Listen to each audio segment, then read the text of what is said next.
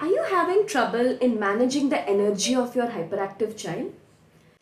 Yes, it's very important to learn techniques to manage their energy levels. Otherwise, they will be all over and having a lot of behaviors. Hi everyone, this is Dr. Sonam Kothari. I'm a pediatric neurologist, a behavior analyst, and a special educator. The first important tip that can be used is using visual schedules.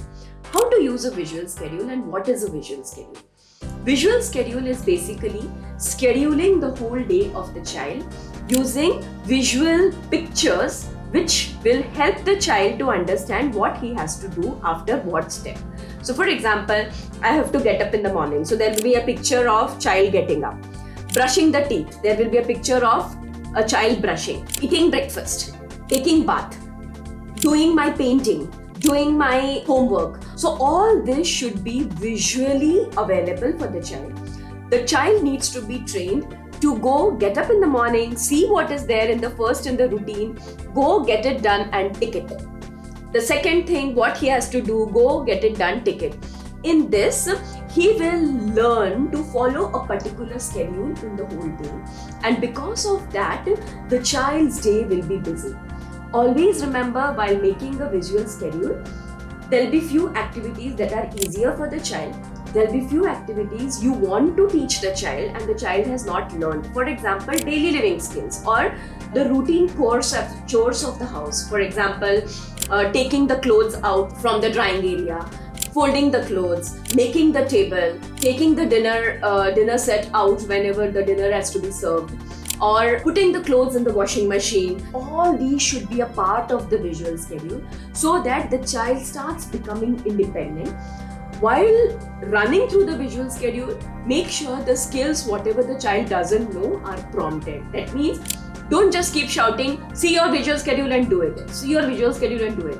Rather than that, you take him there, make him see the visual schedule, take him to the sink, help him to take the plates from the table and make him keep in the sink. Make him go there and tick it. When you do it multiple times, he will learn, whenever I see this photo, I have to do this activity and I have to tick it once I am done. If you keep training that, the child gets a routine and the utilization of the whole day happens with the inclusion of the things he knows and the new skills he needs to learn. Always remember, second very important thing, after a new skill that he has to learn, there has to be a reinforcing activity in the schedule. Be it playing with mama or cycling or whatever he likes to do or eating something that he likes to eat or something like that, which is reinforcing. So, easy task, difficult task, reinforcing task.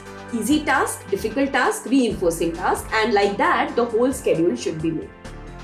Second important way of utilizing their energy is keeping them busy or putting them in physically active classes.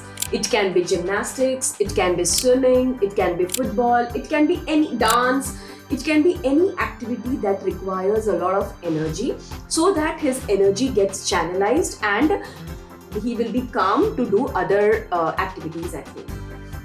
Third important thing is using occupational therapy exercises and doing it at home. There are a lot of occupational therapy exercises which help the child to reduce the hyperactivity, and those exercises can be learned from your occupational therapist or from your therapist and can be done at home. They are very easy to do, lot of physical exercises, and they are also fun to do. So you should be doing it at home. Last very important thing is managing your diet. You should avoid the diet that includes a lot of sugar or a sugar rush that can happen. More sugar intake you give, more energy rush that happens, and already the child is having high energy, that creates all the more high energy and he will be all over. So avoid sugars, avoid any kind of processed foods where the sugar content is high.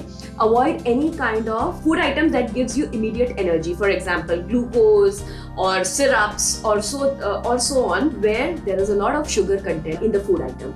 Avoid all these foods so that the child is maintained in a lower energy level as compared to when they take those foods.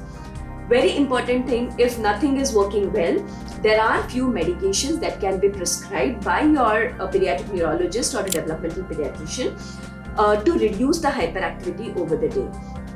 There are 3-4 medicines. Some medicines are given at the age less than 5 years of age, and some medicines are given only at the age after 5 years of age.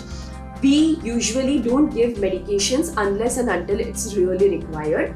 But if it is needed and the child is having a lot of hyperactivity, you might be required to take medicines. The only thing is, there are few medicines which are not supposed to be given less than 5 years of age. So avoid those medications, and the medicines that can be given less than 5 years of age can be given to your child.